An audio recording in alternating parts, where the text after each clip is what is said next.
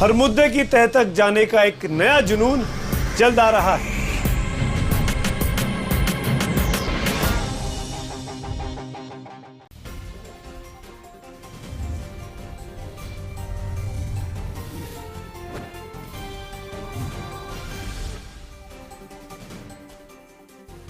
नमस्कार, मैं हूं आपके साथ सुमित अवस्थी और आप देख रहे हैं अपना फेवरेट डिबेट शो हम तो पूछेंगे। आज इस शो में खास तौर पर हम बात करने वाले हैं कार्यपालिका बनाम न्यायपालिका की। देश में न्यायपालिका और कार्यपालिका यानी सरकार के बीच तमाम मुद्दों पर बहुत से मतभेद खुलकर दिखाई दे रहे हैं। देश में लगातार बढ़ रहे मुकदमों और जजों पर बढ़ते दबाव के बीच मुख्य न्यायाधीश टी.एस. ठाकुर सरकार से न्यायपालिका को और मजबूत बनाने की मांग कर रहे हैं। वो कह रहे हैं कि सरकार जल्द से जल्द जजों की नियुक्ति की फाइल निपटाए। सरकार पलटकर कहती है कि वो कोशिश कर रही है, लेकिन इन सब के बीच दिल्ली के मुख्यमंत्री अरविंद केजरीवाल ने एक और विवाद खड़ा कर दिया। उन्होंने केंद्र सरकार पर यह तोहमत लगाई, यह आरोप लगाया कि वो जजों के फोन टैप हो रहे हैं। उन्होंने आरोप लगाया कि इससे उन पर अवैध दबाव बनाया जा सकता है। हालांकि अरविंद केजरीवाल ने यह भी कहा कि वो ये आरोप एक सुनी हुई बात के आधार पर कह रहे हैं। सवाल यह है कि सुनी सुनाई बातों पर किसी प्रदेश के मुख्यमंत्री का सरेआम ऐसे गंभीर आरोप लगाना क्या जायज है?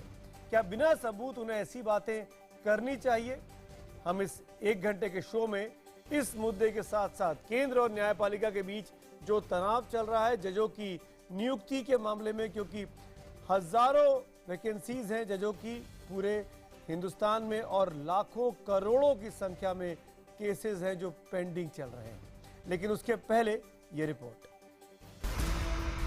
हम तो पूछेंगे में अगले 1 घंटे बड़ी बहस, जजों का कंधा, केजरीवाल की सियासत। ऐसा नहीं हो सकता, जजेस के फोन टैप नहीं हो सकते। उन्होंने कहा नहीं टैप हो रहे हैं, सबके टैप हो रहे हैं। अगर ये सच है तो ये बड़ा खतरनाक है। अगर जजेस के फोन टैप होंगे फिर तो एवरी जज कुड बी इन्फ्लुएंस्ड। मौका था दिल्ली हाईकोर्ट के गोल्डन जुबली समारोह का। मंच पर देश के प्रधानमंत्री नरेंद्र मोदी, सर्वोच्च न्यायालय के मुख्य न्यायाधीश टी.एस. ठाकुर, कानून मंत्री रविशंकर प्रसाद, उपराज्यपाल नजीब जंग जैसी बड़ी संवैधानिक शख्सियतें मौजूद थी।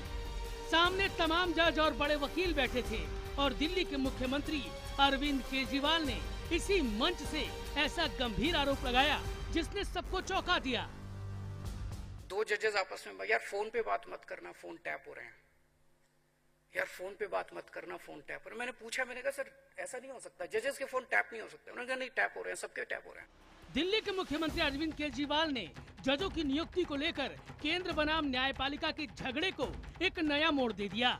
आरोप गंभीर हैं, लेकिन अरविंद केजरीवाल सरेआम सबके सामने एक सुनी सुनाई बात को सुनाते हुए निकल गए। सरकार जवाब देने के लिए मजबूर हो गई। And I wish to deny with all the authority at my command that the phones of judges have been tapped in India at all. I want to make it very clear and categorical. जजों के phone tapping के केजरीवाल के आरोपों को केंद्रीय गृह मंत्रालय ने भी सिरे से खारिज कर दिया। लेकिन ये बात यही खत्म नहीं हुई। बीजेपी के वरिष्ठ नेता सुब्रमण्यम स्वामी ने ऐलान कर दिया कि वो जल्द ही केजरीवाल के इन गंभीर आरोपों पर सीबीआई को चिट्ठी लिखेंगे। दिल्ली हाईकोर्ट के गोल्डन जुबली समारोह की सुर्खी सिर्फ केजरीवाल के आरोप ही नहीं है। यहाँ केंद्र बनाम न्यायपालिका के जंग की झलक भी दिखी, जहाँ पीएम मोदी ने न्याय व्यवस्था में गरीबों दलितों की भागीदारी की नसीहत दी, तो मुख्य न्यायाधीश ने न्यायपालिका पर दबाव का फिर से जिक्र किया। एक टीचर अपने हक के लिए गया कोर्ट में, उसको न्याय मिला, वो जीत गया। उसी प्रकार के 10,000 टीचर के मसले लटके पड़े हैं, उसको आधार बना के 10,000 को पूरा करो ना। अब जुडिशरी का बोझ क्यों बढ़ा रहे हो? When judges come from abroad and watch us working, they're amazed. They can't understand. How can judges work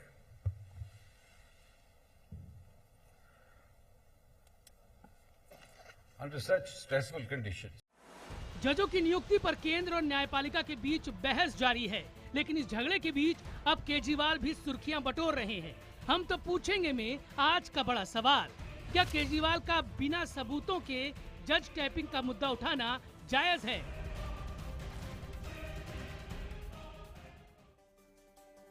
हमारा आज का सवाल बहुत सीधा सा है। मैं चाहता हूं कि आप सब लोग बड़ी संख्या में इस सवाल का जवाब भेजें, शिरकत करें हमारे इस शो में कि क्या केजरीवाल का बिना सबूत जजों के फोन टैपिंग का मुद्दा उठाना जायज है। अगर आपको लगता है हाँ तो HTP स्पेस देकर Y लिखिए, नहीं के लिए HTP स्पेस देकर N लिखिए और 51818 पर SMS करें।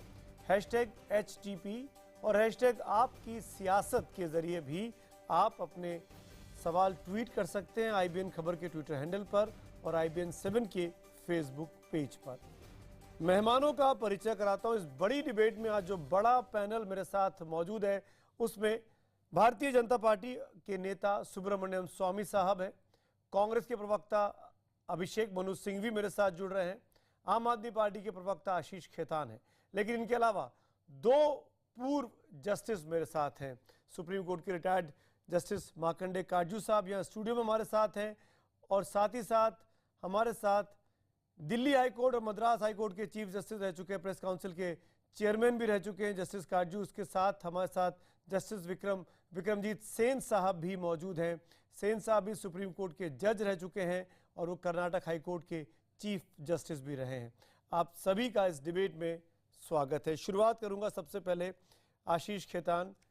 देश जानना चाहता है अरविंद जी के पास कोई सबूत है, कोई वजह है?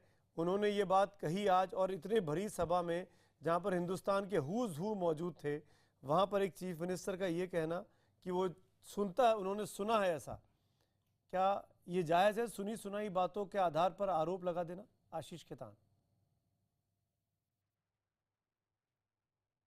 जी देखिए, पहली बात तो अरविंद केजरीवाल ने कोई आरोप नहीं लगाया। हमने 2-3 बड़ी बातें उस कॉन्फ्रेंस में बोली और उन बातों में मुझे लगता है कि जनता का सीधे तरीके से सरोकार है।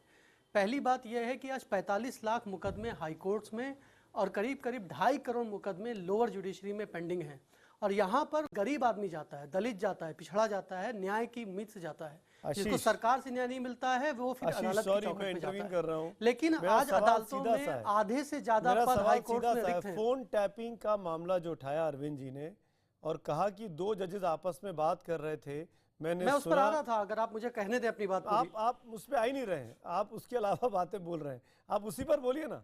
जब मैं इस पे आऊंगा एग्जीक्यूटिव पर से जुडिशरी जजों की वैकेंसी, तब आप बात करिएगा। अभी हम 1 घंटे के डिबेट में मेरा पॉइंटेड सवाल था कि जजेस के बारे में फोन टैपिंग के इल्जाम लगाना एक सीएम का इतने बड़े मंच पर, क्या ये जायज था?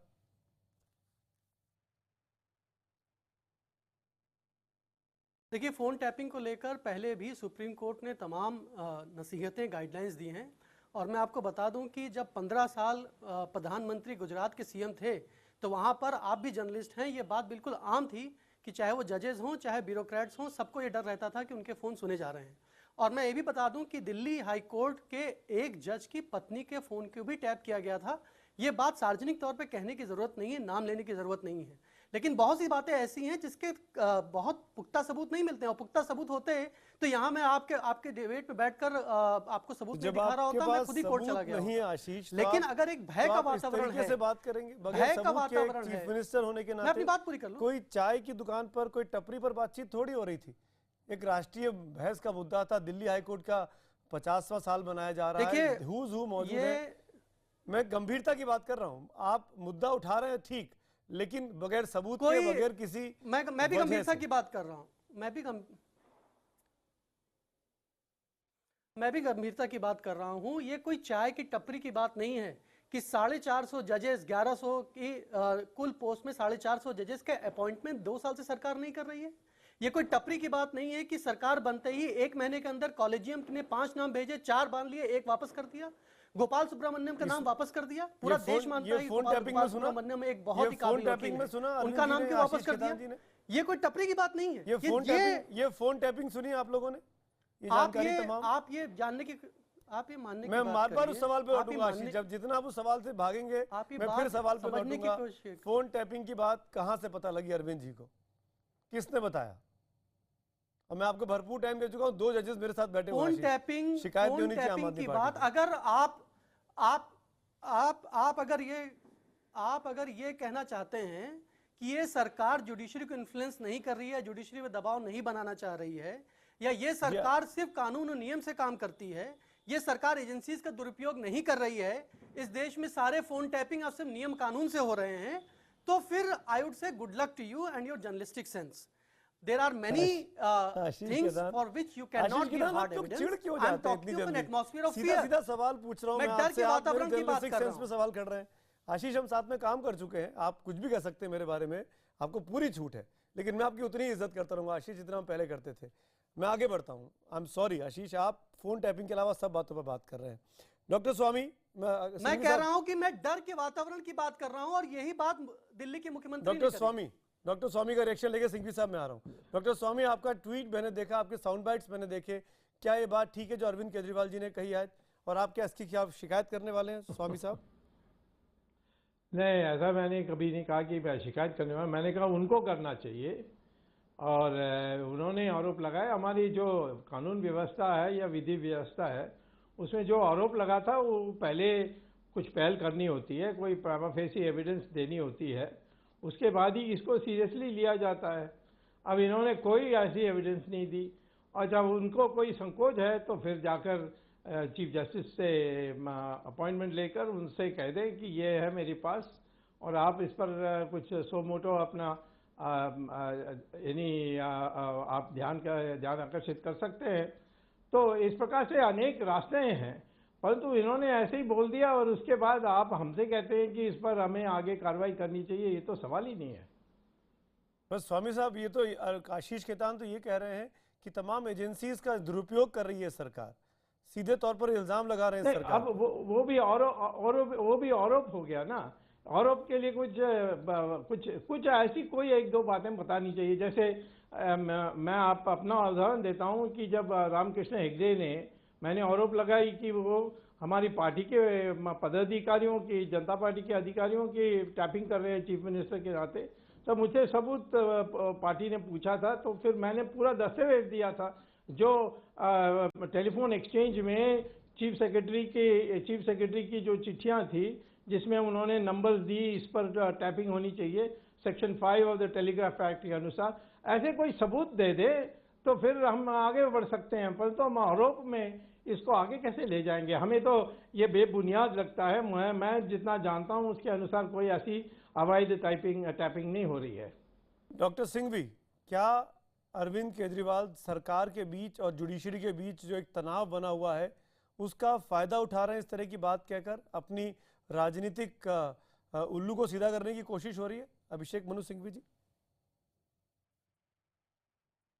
देखिए, केजरीवाल जी पे कभी कभी कुछ हद तक दया भी आती है, क्योंकि वो उस स्थिति में चले गए हैं कि जब वो सच भी बोलें तो वो उस गरड़ी के समान है कि वो गरड़िया कहता है कि आ गया भेड़िया, उसका कोई विश्वास नहीं करता. अब उनकी आदत हो गई है, बार बार ऐसी चीज बोलते हैं, कई बार जो मर्जी आता है बोल देते हैं, तथ्य नहीं लाते, प्रमाण नहीं लाते.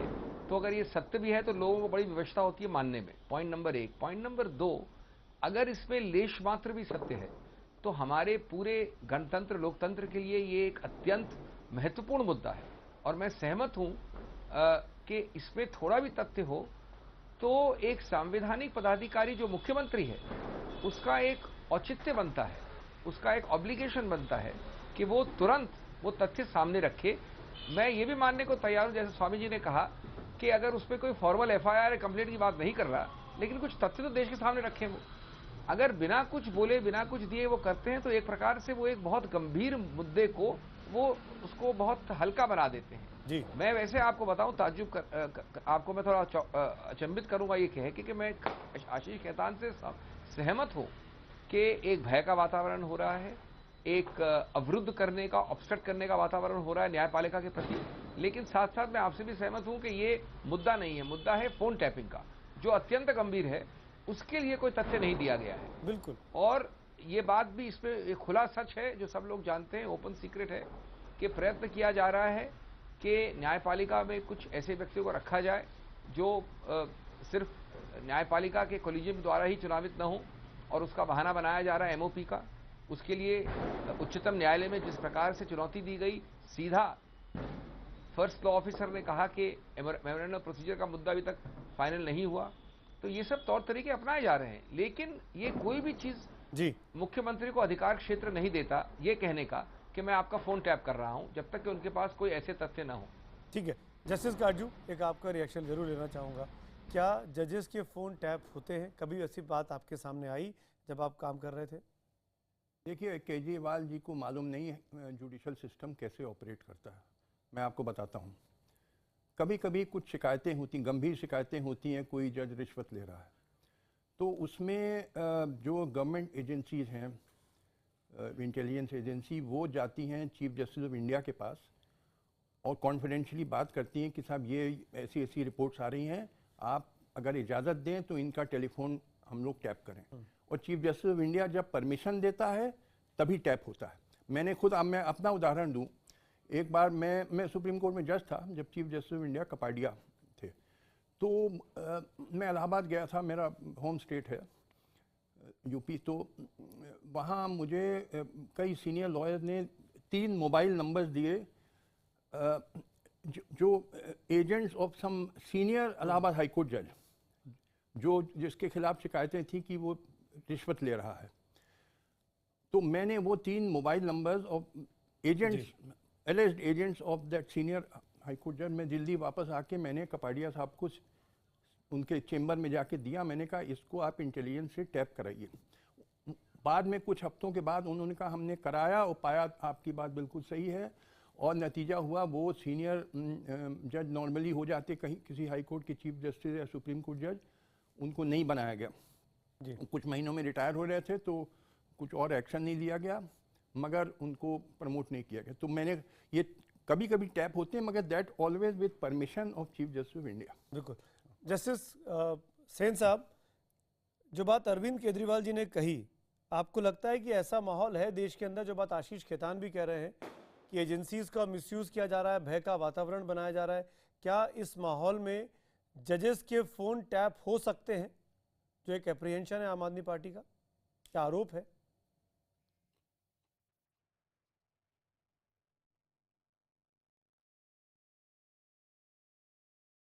जस्टिस सेन, ये सवाल मेरा आपसे है।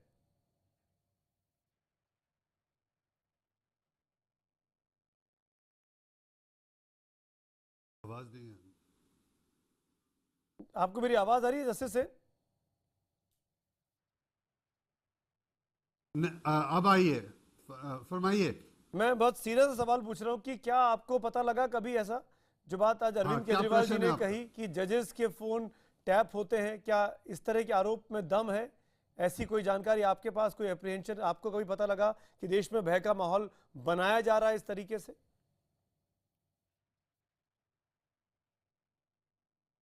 देखिए, पहले तो मैं ये बताना चाहता हूं जी कि मेरी वकालत जो थी दिल्ली से शुरू हुई है, और ये कोई सन 75 से मैं दिल्ली में हूं।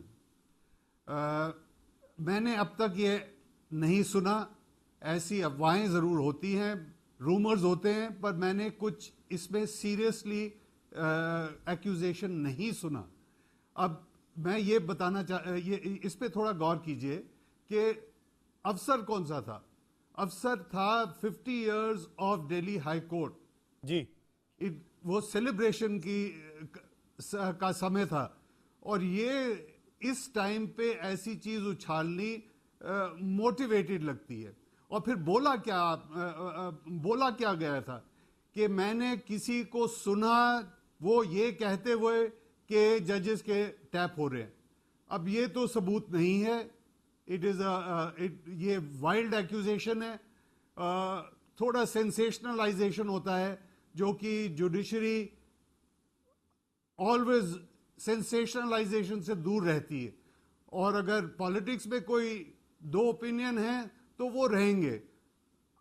जुडिशरी को इसके बीच में लाना अच्छा मैं समझता हूं सही नहीं है। मैं एक रिएक्शन आशीष खेतान का लूंगा, क्योंकि आशीष आपने सबकी बात सुनी, आपका हक बनता है जवाब देना। जवाब दीजिए आशीष। बिल्कुल, मैंने सबकी बात सुनी, एंड विद मैं सुन नहीं पाया यहाँ पे ऑडियो जस्टिसेस एंड जजेस ओवर हियर। आशीष आप बोलिए, आशीष आप बोलिए। अगर ऐसा सच नहीं है कि जजेस के फ़ोन टैप बिल्कुल नहीं हो रहे हैं, और अरविंद केजरीवाल ने भी यही कहा था कि उन्होंने सुना ऐसा, उन्होंने कहा था कि मुझे नहीं पता है कि ये सच है या झूठ है, और अगर ऐसा नहीं हो रहा है, और जैसा कि आज रविशंकर प्रसाद जी ने कहा कि नहीं, मैं आई से with all the authority at my command कि ऐसा नहीं हो रहा है, तो ये बहुत ही अच्छी बात है। ये बहुत ही अच्छी बात है अगर ये सरकार ये लोगों को इस बात की रीअश्योरेंस दे रही है कि ये सरकार कोई भी एजेंसी का दुरुपयोग नहीं कर रही है और फ़ोन टैपिंग की पावर का दुरुपयोग नहीं कर रही है, और कम से कम जुडिशरी के खिलाफ तो ऐसे पावर का दुरुपयोग नहीं हो रहा है। तो ये मैं कहूंगा कि हमारे लोकतंत्र के लिए बहुत ही अच्छी तो खबर है, आशीष और जो हमें उम्मीद है आशीष जी कि जो सरकार अरविंद जी ने आज आगे भी अफवाह जुडिशरी फैलाई, की स्वतंत्रता पर कोई भी आघात तो नहीं करेगी। आशीष आज अरविंद जी ने फिर अफवाह फैलाई, हम मान लें इस बात का, अफवाह फैलाई चलेगा एक राष्ट्रीय मंच से? नहीं, देखिए ऐसा है कि जो जनता है ना, जनता के बीच में आजकल बहुत सारी बातें हो रही हैं। जनता के बीच में आजकल ये बात भी बड़ी आम है, क्योंकि रोज अखबारों में छप रहा है कि चीफ जस्टिस ऑफ इंडिया रोज गुहार लगाते हैं प्रधानमंत्री से और केंद्र सरकार से कि जजों की नियुक्ति कर दीजिए, और इस देश में इन्वेस्टमेंट कौन करेगा जब अगर जस्टिस ही नहीं मिल देगा। तो लेकिन केंद्र सरकार टस से मस नहीं हो रही। तो केंद्र सरकार टस से मस क्यों नहीं हो रही है? जब भी हमने पहले भी देखा, इंदिरा गांधी के ज़माने में बड़ा इन्फ्लुएंस किया जाता था जुडिशरी को, दो सीनियर जजेस को सुपरसीड करके जिनको चीफ जस्टिस नहीं बनना चाहिए था उनको बना दिया। ये पहले भी हुआ है, आज भी ऐसी तमाम अफवाहें चल रही हैं। मैं ये कह रहा हूं कि जब अगर 450 जजेस की नियुक्तियां नहीं कर रही है केंद्र सरकार, तो this leads to all kinds of speculation and wild rumours and there will be suspicions about government's intent. उसकी नियत पे शक होता है, वो नियत पे शक लोगों को हो रहा है। आज यही बात मुख्यमंत्री ने आशीष कही खेतान, ये जो और मैं 450 उम्मीद करता हूं कि वैकेंसीज केंद्र हैं, सरकार इसको एड्रेस करेगी। ये जो 464 के करीब वैकेंसीज हैं हाई कोर्ट्स में और सुप्रीम कोर्ट में 3 वैकेंसी है, ये 2.5 सालों की थोड़ी है, ये तो सालों साल से चली आ रही है। डॉक्टर स्वामी, क्या ये इंप्रेशन ठीक है आशीष खेतान का? लेकिन एक फर्क है उसमें, एक फर्क है। आपने अच्छी बात कही, आपने अच्छी बात कही। फर्क है क्योंकि इस सरकार ने कहा था कि ये पिछली सरकारों से अलग होगी और स्पीडी जस्टिस के लिए काम करेगी। स्पीडी जस्टिस से काम करना तो बहुत दूर की बात है। आपने वो वैकेंसीज बढ़ने दी, बैकलॉग बढ़ने दिया, जजेस की नियुक्तियां नहीं करी। पहले एनजीएसी पे 6 महीने नियुक्तियां नहीं हो पाई, उसके बाद में आज तक नियुक्तियां नहीं हो पाई। मैं इस पर आ गया हूं, ये बड़ा ही गंभीर मसला है। ठीक है, स्वामी साहब जवाब दीजिए। देखिए, there are various ways to influence the independence of the judiciary. It's not just phone tapping, there are hundred other ways. तो यही बात बोलते हैं ना, to make the judiciary dysfunctional. यही बात बोलते हैं कि इस तरीके से जुडिशरी को इन्फ्लुएंस किया जा रहा है, फोन टैपिंग की अफवाह क्यों फैला दी? अब यही बात कहते हैं सीधे तौर पर। Trying to tell the judiciary like look, we are the boss. आपने एनजीएसी एक्ट हमारा अनकॉन्स्टिट्यूशनल कर दिया। मैंने इसीलिए 2 जजेस को आज बुलाया अपने पैनल पर, वो बताएंगे हम आपको बताते कि क्या कोलिजियम सिस्टम पर बात कर लेते हैं। सिंघवी साहब, मैं आ रहा हूँ। स्वामी साहब का नाम मैंने पहले लिया। स्वामी साहब, आप जवाब देना चाहेंगे आशीष खेतान का? स्वामी साहब। नहीं, जहाँ तक टैपिंग का सवाल है, मैं समझता हूँ उन्होंने हथियार डाल दिया है। कहते हैं कि उन्होंने सुनी बात कही है, उनके पास कोई आधार नहीं है। तो यदि ये मानकर चलें कि ये टॉपिक खत्म होगी तो दूसरी टॉपिक में जा सकते हैं। बिल्कुल, उसी पे चल रहे हैं हम आगे। ये तो पहला फैसला कर लीजिए। हाँ, तो वैकेंसीज की बात कर रहे हैं, तो पहले तो आपने जो आप ही ने कह दिया था कि वैकेंसीज पहले भी थे, बस तो आज जो है वो एक वातावरण खराब हुआ वातावरण है कि जजेस ने एक प्रपोजल रखी एनजेएसी, और इसको उनके सामने आई ये प्रपोजल, और उन्होंने जो कहा है कि जजेस को तय करना चाहिए कौन जजेस बने। इसमें कोई समझौता हमारी सरकार को ढूंढनी चाहिए। जो एक संघर्ष का वातावरण आ गई है, जिसमें कई अनाप शनाप बातें भी कही गई है हमारी तरफ से। ऐसा नहीं होना चाहिए। मेरी राय में प्रधानमंत्री को चीफ जस्टिस को टेलीफोन करके अकेला मिलना चाहिए, चीफ जस्टिस के घर में ही सही, और इसको रास्ता ढूंढना चाहिए। जो जब बहस हुई थी सुप्रीम कोर्ट में, तो वहाँ नारीमन ने एक रास्ता सुझाया जो मैं समझता हूँ सब लोग स्वीकार करने के लिए तैयार हैं। जो मेरी राय है वो है कि इस जो कॉलेजियम है उसमें 3 जजेस हो और 2 पार्लियामेंट से हो, एक प्रधानमंत्री और दूसरे leader of the opposition Lok Sabha. ये 2 ये इस प्रकार की 5 मेंबर कमेटी बन जाए, इसको यही समाधान मुझे लगता है, और उसको हमारी सरकार मान लेनी चाहिए। जी, सिंघवी साहब। कैसे जजों की नियुक्ति का मसला सुलझेगा? आपको ये बहुत ही व्यापक मुद्दा है, समय कम है, लेकिन मैं संक्षेप में ये कहना चाहूँगा। आपको कुछ आश्चर्य भी हुआ कि कई मामलों में इसमें मैं स्वामी जी के अभी वाले वक्तव्य से सहमत हूँ, लेकिन जो स्वामी जी कह रहे हैं और जो इनकी सरकार ने किया पहले, वो विपरीत हैं दोनों। और मैं आपको इसका उदाहरण देना चाहता हूँ। देखिए, मैंने बल्कि राज्यसभा में शुरुआत की थी डिबेट की जब ये एनजेसी आया था, और मैं समर्थक था एनजेसी का। इसलिए नहीं कि मैं समझता हूँ कोई जादुई छड़ी है वो, लेकिन इसलिए क्योंकि जब दोनों चीज़ें कई वर्षों दशकों के लिए ट्राई हो गई, उनको हमने अनुभव कर लिया, तो मैंने कहा कि एक बार एनजेसी को भी अनुभव होना चाहिए, क्योंकि पुरानी चीज़ें कई बार असफल रही हैं। उसके बावजूद जब आपने एक वर्ष बिता दिया, एनजेसी का निर्णय आ गया, एक संवैधानिक खंडपीठ ने संवैधानिक रूप से निर्णय कर लिया, तो आप बाध्य हैं कि आप उस संवैधानिक खंडपीठ को फॉलो करेंगे, उसका अनुपालन करेंगे। सरकार ने यह किया कि क्योंकि बहुमत में कुछ पैराग्राफ्स हैं जिनका इरादा नेक है, वेल इंटेंशनड है, लेकिन मेरे हिसाब से वो गलत लिखे गए हैं, बहुमत में इस प्रकार से लिखे गए हैं, उसका फायदा उठाते हुए ये एमओपी का मुद्दा अब एक वर्ष बाद भी बना दिया। आप गलत हैं ये कहने में कि पहले भी ऐसे रिक्त स्थान हुआ करते थे। रिक्त स्थान उस वक्त जो होते थे वो पूरी तरह से 100% आप न्यायपालिका पे दोषारोपण कर सकते थे, कार्यपालिका द्वारा रिक्त स्थान बहुत कम हुआ करते थे। अब यह हो रहा है कि एक वर्ष तो न्यायपालिका ने नष्ट किया, 450 की रिक्त स्थान हो गए, क्योंकि उन्होंने अपने ऊपर एक आघात किया, ये कह के जब तक हम सुनवाई कर रहे हैं एनजेसी की तब तक हम नियुक्तियां नहीं करेंगे। ये भी गलत था। उसके बाद सरकार ने बार बार बहाना बना के, और सरकार के वरिष्ठ से वरिष्ठ लॉ अफसरों ने जो बहस की है हम सब जानते हैं कोर्ट में, एक बड़ी वातावरण जो बना कॉन्फ्रंटेशन का, और उसके बाद अब भी ये कहा जा रहा है कि हाँ नियुक्तियां तो नहीं हो रही है, लेकिन अरे उसका क्या हुआ, वो एमओपी पेंडिंग है आपके पास। तो वो तो सीधा एक संबंध बैठाया जा रहा है, एक क्विड प्रो को बन रहा है, एक आदान प्रदान की बात हो रही है। आप एमओपी पर हस्ताक्षर करो, हम आपकी नियुक्तियां करेंगे। अब जो आपने देखा है 2016 में, वो भी एक वर्ष के विलंब के बाद उच्चतम न्यायालय के वरिष्ठ प्रधान न्यायाधीश के 10वां बार सार्वजनिक रूप से ये कहने के बाद कोई 80-85 मूव किए हैं। उसमें भी हर हाई कोर्ट में अगर 10 देते हैं तो 5 रोकते हैं। ये देखिए, हम लोगों ने जिंदगी बताई न्यायपालिका, हम असली खबर जानते हैं। ये बहुत बड़ा आघात इसलिए है क्योंकि अब जब निर्णय आ गया, सही है गलत है, आपको उसका अनुपालन करना आवश्यक है, और इसका एस्केप रूट, इसका बहाना आप नहीं कर सकते। जस्टिस गाजू, तरीका क्या है? अगर ऐसे ही लड़ते रहेंगे तो आज लाख है, फिर करोड़ हो जाएंगे पेंडिंग केसेस, फिर और करोड़ हो जाएंगे। तरीका क्या है, कैसे सॉल्यूशन निकले नियुक्ति को लेकर? देखिए, मुझे कुछ समय दीजिएगा। ठीक, पहले तो ये जजेस केस के 9 जज बेंच जजमेंट्स और एनजेएसी जजमेंट, दोनों ये सब बोगस जजमेंट्स थे, useless absurd judgments, and they should be reconsidered on a reference by the president by a bench of 11 judges, वरना ये स्टेलमेट चलते थे। मुझे देखिए, मैं बताने दीजिए।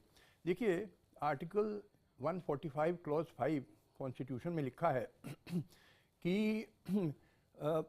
इन अ बेंच अ जज can give a dissenting judgment, और उसको कंसिडर किया था एक कॉन्स्टिट्यूशन बेंच जजमेंट ने सतवंत सिंह के केस में 1967 शायद, कि देखिए तरीका क्या होता, मानिए 5 जज बेंच है, उसमें 1 या 2 जजेस डिसेंटिंग जजमेंट देना चाहते हैं, तो वो जब मेजॉरिटी का जजमेंट उनके पास आता है सर्कुलेशन में, तब वो डिसेंटिंग जज अपना डिसेंटिंग व्यू लिख सकता है, और फिर वो सर्कुलेट करेगा अपना डिसेंट टू द मेजॉरिटी जजेस, क्योंकि हो सकता है कि majority may be persuaded by the view of the dissenting जज and may change their view. ये तरीका होता, ये अमेरिका में भी फॉलो होता। यहाँ क्या हुआ, जो 1993 में जजेस केस आया 9 जज बेंच का, तो जस्टिस पुंछी ने, जो डिसेंटिंग जज थे, उन्होंने कहा साहब ये तो जस्टिस वर्मा ने भेज दिया जैसे फेट अकम्पली, हमको मौका ही नहीं दिया, और कहा 2-3 दिन में हम फैसला देने जा रहे हैं। ये कैसे, यानी ये नल एंड वॉइड जजमेंट हो गया according to Satwant Singh case. This 9 जज judgment of the Supreme Court in judges case is null and void according to Satwant Singh case, because the minority were not allowed to circulate their judgments to the majority, so that majority may have changed their view। क्योंकि देखिए article 124 clause 2 में दिया गया how a Supreme Court judge is to be appointed, वो कहता है Supreme Court जज is appointed by president after consulting CGI and such other जजेस ऑफ सुप्रीम कोर्ट और high court as he may deem fit for the purpose. तो any Supreme Court judge can be consulted, not only 5 senior most judges. Collegium system कोई mention ही नहीं है in Article 124. ये अपने मन गणंत अपने आप क्रिएट कर दो, जो जिसको लॉर्ड कुक ने कहा फेट अकम्पली. बिल्कुल बोगस जजमेंट था ये 9 जजेस judgement. Judges can interpret the law, but in garb of interpretation they cannot substitute one provision of the constitution by another provision. जज अपनी नियुक्ति नहीं कर सकते हैं. अरे साहब यहाँ तो दुनिया में नहीं होता कि जजेस अपॉइंटिंग जजेस अपने को ही अपॉइंट किए जा रहे. हद हो गई.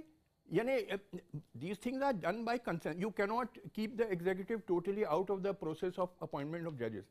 By consensus होता है. View of the Chief Justice of India and other judges must be given great weight, but you cannot exclude the executive totally. ठीक है. मैं can I include Justice Sen here? Justice Sen, आप मानेंगे justice Katju की बात को कि collegium system बकवास है, ये नहीं होना चाहिए, जजेस अपनी नियुक्ति खुद नहीं कर सकते हैं?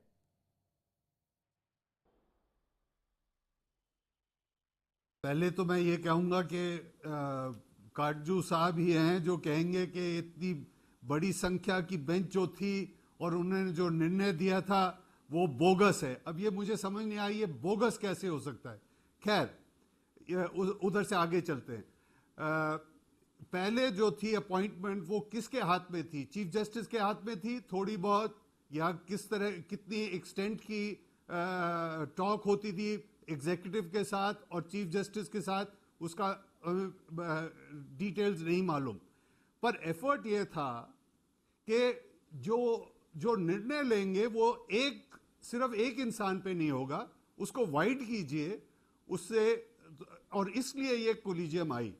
और कोलिजियम में ये भी बात ठीक है जो जस्टिस काटजू ने कहा कि इससे भी वाइड होना चाहिए. और हमें सबको मालूम है कि जब कोलिजियम किसी को सिलेक्ट करती है तो वो जिस हाई कोर्ट से आते वो शख्स आता है उस कोर्ट के जजेस जो सुप्रीम कोर्ट में उस समय हैं उनकी राय ली जाती है. तो ये कहना कि सिर्फ कोलिजियम ले रही है ये मेरे ख्याल से पूरे सही नहीं होगा. It is a wide consultation which takes place. अब जज तो मुझे भी जजेस नहीं बनाया और जहां तक मेरा ख्याल है तो जस्टिस काटजू को भी जज नहीं बनाया. अब वो गलत है तो मैं कुछ कह नहीं सकता. एक सवाल पूछ सकता हूं जस्टिस विक्रमजीत सेन से? पूछिए. कहीं आपने कोलिजियम शब्द देखा है आर्टिकल 124 में कि अपने तरफ मन गणंत जो मन चाहे सुप्रीम कोर्ट कर दे?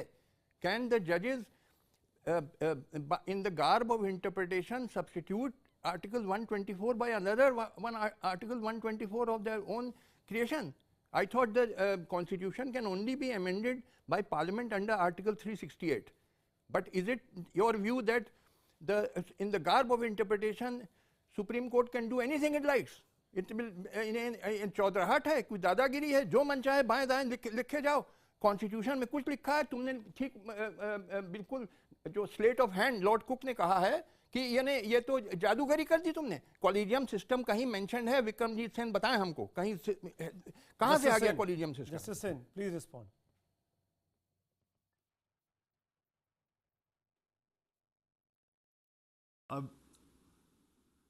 अब जस्टिस काटजू से अब बहस कोई किसी और टाइप पे करना पड़ेगा. ये मेरे ख्याल प्रोग्राम उचित नहीं है. जस्टिस भी रहा हूं दिल्ली हाई कोर्ट में. नहीं मुझे पता है. वेरी फाइन जज by the way. Justice Vikramjit Sen is one of the हमारे best चीफ judges. जस्टिस मेरे One of the best judges मेरे चीफ I've जस्टिस थे. seen. अब मैं One of the best judges I have seen in India. लेकिन justice Sen एक चीज जो बात जस्टिस काटजू कह रहे हैं जो अमेरिका में भी फॉलो की जाती है कि एग्जीक्यूटिव का से क्यों नहीं होना चाहिए, क्यों एग्जीक्यूटिव को आप लोग दूर रखना चाहते हैं? जब एनजेएससी का प्रपोजल आया था उसमें भी सिर्फ एक लॉ मिनिस्टर तो था, बाकी 5 लोग तो कोई और थे, 3 तो जजेस ही थे, 2 एमिनेंट पर्सनालिटीज थी. क्यों वहां पे क्यों एग्जीक्यूटिव की वजह से आप लोग जुडिशरी इतनी घबराती क्यों है? जस्टिस सेन नहीं, क्या ये प्रश्न मेरे से पूछा जा रहा है? जी मेरे ख्याल ये नहीं है कि जुडिशरी घबराती है एग्जीक्यूटिव से. आप अगर किसी वकीलों से पूछिए ये है कि एग्जीक्यूटिव पे तरह तरह मुख्तलिफ प्रेशर्स होते हैं जो कि जुडिशरी पे नहीं होते, और अगर उनको प्राइमेसी दी जाए एग्जीक्यूटिव को, तो हमारा ये मानना है कि सही जजेस अपॉइंट नहीं हो पाएंगे। नहीं पर जस्टिस सेन, ये भी हमने सुना कोर्ट में तमाम आप जैसे वरिष्ठ वकीलों के मुंह से अलग अलग वक्त पे अलग अलग समय पे कि कोलिजियम सिस्टम जो है उसमें भी बहुत से ऐसे लोग आगे बढ़ जाते हैं जो नहीं बढ़ने चाहिए। बहुत से लोगों ने किताबें लिखी हैं, बहुत से लोगों के आर्टिकल्स छपे हैं कि तमाम रिश्तेदारों को आगे बढ़ाया गया, करप्शन होता है इन सब चीज़ों में। क्या ये आरोप जायज़ नहीं है जस्टिस सेन? देखिए, अब कोलिजियम में भी तो इंसान है, और उधर भी हो सकता है कि गलती है। क्या प्रतिशत है? मेरे ख्याल में कि 10% में कुछ फेवरेटिज्म होती होगी, नेपोटिज्म होती होगी, उससे ज़्यादा नहीं है। और जहाँ तक हमारा एफर्ट है वो ये है कि हम ऐसे इंसान को चुने जो कि justice without fear and favour दें। वही तो मैं कह रहा हूँ जज साहब, मैं वही कह रहा हूँ। पॉलिटिक्स अपनी छोड़ दें। मैं आपकी बात मान लेता हूँ कि 10% लोग ऐसे होते होंगे जिन पे आप सवाल खड़े कर सकते हैं। क्या ये हमारी कोशिश नहीं होनी चाहिए कि एक भी ऐसा ना हो, 0.01% भी ऐसा ना हो जस्टिस सेन, कि जिस पे सवाल खड़े किए जा सके? क्योंकि आप सबके ऊपर चेक रखने वाले हैं, आप जुडिशरी हैं, आप जज हैं जस्टिस सेन। मुझे आपका प्रश्न सुन नहीं पाया। प्रश्न नहीं सुन पाया आपका। जज साहब, मेरा सवाल बहुत सीधा सा। आपने कहा कि 10% लोग, ये क्या काटजू 10% लोग ऐसे हो सकते हैं जो जिनको फेवरेटिज्म किया जाता हो। मैं ये कह रहा हूं कि वो 10% भी हम क्यों झेलें? हम हमारे देश की जुडिशरी की बात है, सबसे बड़े जजेस नियुक्त हो रहे हैं, तो बिल्कुल भी करप्शन, बिल्कुल भी फेवरेटिज्म ना हो, ये कोशिश क्यों नहीं होनी चाहिए Justice Sen? You are absolutely right. मैं ये नहीं कह रहा कि 10% अलाउ होना चाहिए, पर मैं ये कह रहा हूं कि ये तो हम वहां पे कोलिजियम में इंसान है, और अगर सब इंसान से गलती होती है, और पर इससे ज्यादा ये सीमा है, इससे मेरे ख्याल में ज्यादा नहीं होती। तो मेरा कहने का मतलब ये था 10% भी अगर नेपोटिज्म है और अगर फेवरेटिज्म है तो वो गलत है। उसके मेरे ख्याल दो ओपिनियन नहीं हो सकते। पर इतना आप वो एक 10 में से एक इंस्टेंस निकाल करके आप कहें ये पूरा सिस्टम ही गलत है, ये मैं मानने को तैयार नहीं। 10 में से एक नहीं सर, बहुत सारे किस्से हैं। मैं इंटरजेक्ट कर वक्त नहीं मेरे पास। जी जी जैसे देखिए, justice Vikramjit Singh whom I highly respect ने कहा 10% से ज़्यादा करप्शन नहीं है। इनको मैं याद दिला दूं कि 2000 में chief justice of India Bharucha थे। उनका फेमस स्टेटमेंट है कि 20% हाई कोर्ट जजेस हैव बिकम करप्ट। राइट। तो 10 ज़्यादा होता है कि 20 ज़्यादा होता है? वो 2000 में था, तब से और बढ़ गया है करप्शन। तो भाई आपको अपने पीठ ठोकना है तो ठोकिए, मगर जो चीफ जस्टिस भरूचा ने कहा 16 साल पहले, और तब से तो और गिरावट आई है। क्या 20% से बढ़ के मेरा ख्याल में 40% हो गया होगा करप्शन। हायर जुडिशरी की मैं बात, लोअर जुडिशरी तो कब की करप्ट हो गई थी, बहुत पहले ही 80% से ज्यादा करप्ट हो गई। मैं हायर जुडिशरी की बात कर रहा हूँ। जस्टिस मेरे पास, मैं आगे बढ़ता हूँ। सुब्रमण्यम स्वामी साहब, आपने एक फॉर्मूला सुझाया कि उस कोलिजियम में 2 लोग पॉलिटिशियंस भी हो सकते हैं। मैं एक और चीज सॉरी हाँ, मैं एक चीज और पूछना चाहूंगा, क्या यह संभव है कि कोलिजियम में जो भी रिकमेंडेशंस हो रहे हैं, जो भी डिस्कशन हो रहा है, वो पब्लिक हो सके, वो पता लग सके कि किसी को क्यों सिलेक्ट या रिजेक्ट किया गया? क्या वो एक तरीका हो सकता है ट्रांसपेरेंसी लाने का, जो सवाल एग्जीक्यूटिव खड़ा करता है? नहीं, निर्णय होने के बाद कोई प्रेस नोट निकल सकती है जिसमें कह सकते हैं इस कारण से इसको चुना है। अरे मैं जब लॉ मिनिस्टर था 91 में, उस समय तो कोई कॉलेजियम सिस्टम नहीं थी, बट तो हम चीफ जस्टिस को लगातार, रघुनाथ मिश्रा थे चीफ जस्टिस, उनको लगातार कंसल्ट करते थे और सारी चीज़ों को सहमति से हुई। अब प्रॉब्लम है, वातावरण थोड़ी बिगड़ी हुई है, इस कारण से ये सारा चीज़ हो रहा है। परंतु मैं काजू जी से सहमत हूँ कि हमारी जो प्राइम मिनिस्टर हैं या एग्जीक्यूटिव लेवल में जो भी उच्च स्थान पर है, उनका भी कुछ चलना चाहिए। तो इसीलिए मैंने ये सजेस्ट किया कि कमेटी 5 मेंबर्स की कमेटी में 3 जजेस हो, उनकी मेजॉरिटी हो, और 2 पार्लियामेंट से, एक प्राइम मिनिस्टर और दूसरा लीडर ऑफ द ऑपोजिशन। तो वह आम सहमति से चलेगी तो यूनानिमस डिसीजन सब होंगे। जी, अभिषेक मनु सिंह भी आप मानेंगे इस बात को, जो बात काटजू साहब ने कही, स्वामी साहब ने कही? बड़ी रोचक बातें हो रही हैं। देखिए, मेरा जब ये संवैधानिक संशोधन बिल और बिल आया एनजेसी का, तो राज्यसभा में मैंने ओपनिंग स्पीच दी थी, तो मैंने कहा कि अगर ध्यान से देखें तो एनजेसी क्या है? एक दूसरे प्रकार का कोलिजियम है। कोलिजियम थोड़ा बदला है, थोड़ा विस्तृत है। अभी स्वामी जी क्या बात कर रहे हैं? एक तीसरे प्रकार के कोलिजियम की ही बात कर रहे हैं। तो कम से कम कोलिजियम का कोई न कोई तरीका, तौर तरीका इस्तेमाल करना चाहिए, उसको अनुसंधान के रूप में देखना चाहिए। आपने लगभग 15 वर्ष तक कोलिजियम न्यायपालिका का सिर्फ आजमा लिया, उससे पहले कई दशकों के लिए कार्यपालिका को आजमा लिया। तो अब जब आपने दोनों में बहुत गंभीर विकार देखे हैं, बहुत सारे शॉर्टकमिंग्स देखी हैं, तो ये बनता है लाजमी कि आपको एक कोलिजियम बिल्कुल अलाउ करना चाहिए था, और इसलिए मैंने समर्थन किया था। लेकिन जब खंडपीठ ने इसको गिरा दिया, जब खंडपीठ ने इसके विरुद्ध निर्णय दे दिया, तो मैं नहीं समझता कि आज की समीक्षा में इसी बात पे मैं कह रहा था काटजू साहब को कि मैं सहमत हूं बहुत हद तक कि कोलिजियम बदलना चाहिए, लेकिन आज की बहस में क्यों ये तर्क संगत नहीं है?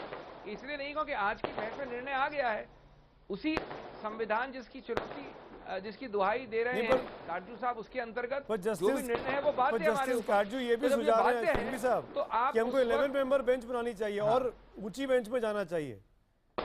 वो आप बनाइए, अरे भाई वो बिल्कुल मैं मानता हूं, आप बनाइए 11 मेंबर बेंच, और 11 मेंबर बेंच को बनाकर लगभग बनाने में 1 साल और बहस में 3 साल लगाइए। मैं उसके विरुद्ध नहीं हूं, मैं मजाक नहीं कर रहा हूं, मैं गंभीरता से कह रहा हूं, क्योंकि बात में बहुत लाजमी है कि कई बार अधिकार क्षेत्र जुरिस्डिक्शन से आगे बढ़ गए हैं लोग। लेकिन तब तक क्या करोगे आप? तब तक 450 रिक्त स्थानों को 1100 रिक्त स्थान कर दोगे आप? जो आपको 3 वर्ष लगेंगे इस काम करने में, क्या आप 1100 कर दोगे रिक्त स्थान?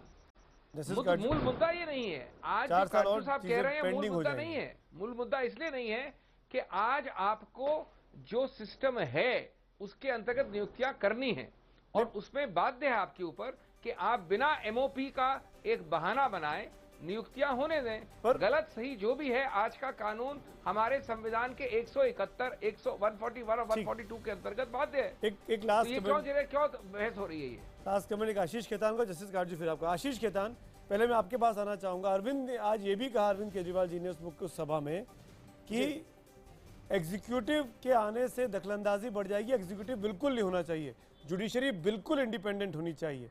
आपकी पार्टी का ये व्यू है, पर यहाँ जितने लोग बैठे हैं except Justice Sen, Justice Katju हैं, सुब्रमण्यम स्वामी हैं, अभिषेक मनु सिंघवी, सब एमिनेंट लॉयर्स हैं, सब ये कहते हैं कि एग्जीक्यूटिव का कुछ रोल जरूरी है। आशीष खेतान। नहीं, मुझे थोड़ा सा समय दीजिएगा, क्योंकि मैंने सबकी बातें बड़ी इत्मीनान से सुनी। पहली बात तो एग्जीक्यूटिव का रोल आज भी है। अगर आप आर्टिकल 124, आर्टिकल 217, आर्टिकल 222, आर्टिकल 224 इन सब की व्याख्या करें, जैसे कि एनजेसी के जज में व्याख्या हुई है, तो ये कहना कि आज की तारीख में एग्जीक्यूटिव का दखल नहीं है, ये अपने आप में पूरी तरीके से गलत बात है। और जहां तक इंपीरियम इन इंपीरियो की बात है कि जजेस अपॉइंट जजेस, ये बात डॉक्टर बी आर अम्बेडकर ने कॉन्स्टिट्यूएंट असेंबली की डिबेट में मना कर दिया था कि जिस तरीके से आर्टिकल 124 और 217 लिखा गया है, वो कहीं से इंपीरियम इन इंपीरियो नहीं बना रहा है। आज जो मेमोरेंडम ऑफ प्रोसीजर है, जिसको आप वेबसाइट पर भी जाके देख सकते हैं अगर उन्होंने हटाया ना हो, तो उसमें पहले क्या होता है, पहले चीफ जस्टिस हाई कोर्ट का नाम भेजता है गवर्नर के पास और मुख्यमंत्री के पास, उसके बाद वहां पर एग्जीक्यूटिव का रोल आता है, उनके कमेंट्स आते हैं, कभी कभी गवर्नर के अपने इंडिपेंडेंट कमेंट्स आते हैं, लॉ मिनिस्ट्री को साथ में फॉरवर्ड होता है, वहां पे लॉ मिनिस्ट्री कमेंट्स आते हैं, और उसके बाद वो सारे कमेंट्स जो है कॉलेजियम के पास जाते हैं, कॉलेजियम उसके बाद अपनी व्याख्या करके फिर से एग्जीक्यूटिव के पास भेजता है, और तीसरे चरण में फिर से एग्जीक्यूटिव अपने कमेंट्स भेजता है। तो लेकिन ये कह देना कि एग्जीक्यूटिव के लोग जब तक कॉलेजियम के अंदर नहीं बैठेंगे तब तक एग्जीक्यूटिव का दखल नहीं माना जाएगा, मुझे लगता है कि अपने आप में बेबुनियाद बात है। जो सिस्टम 1993 के बाद से करीब ठीक चल रहा है, उसको आज हम ना तोड़े। एक छोटी सी बात और कहता हूं आशीष, मेरे पास वक्त की बहुत कमी है, मैंने आपको करीब 1 मिनट एक्स्ट्रा बोलने दिया अपने शेड्यूल टाइम से। I am really sorry. मैं तभी पैनलिस्ट का शुक्रिया अदा करूंगा और जस्टिस काटजू का क्योंकि मैं नाम ले चुका था उनसे माफी मांगूंगा कि उनके पास नहीं आ पाया।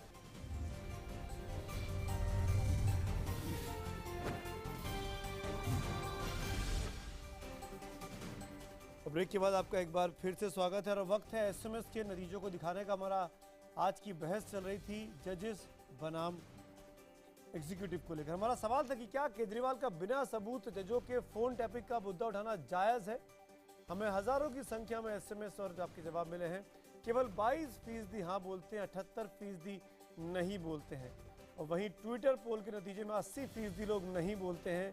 वो कहते हैं कि जिस तरीके से बिना सबूतों के जो मामला उठाया अरविंद केजरीवाल ने फोन टैपिंग का, वो जायज़ नहीं है। ज़्यादातर की राय यही है। इसी नोट पर आज हम तो पूछेंगे में इतना ही। फिलहाल मुझे दीजिए इजाज़त। Good night.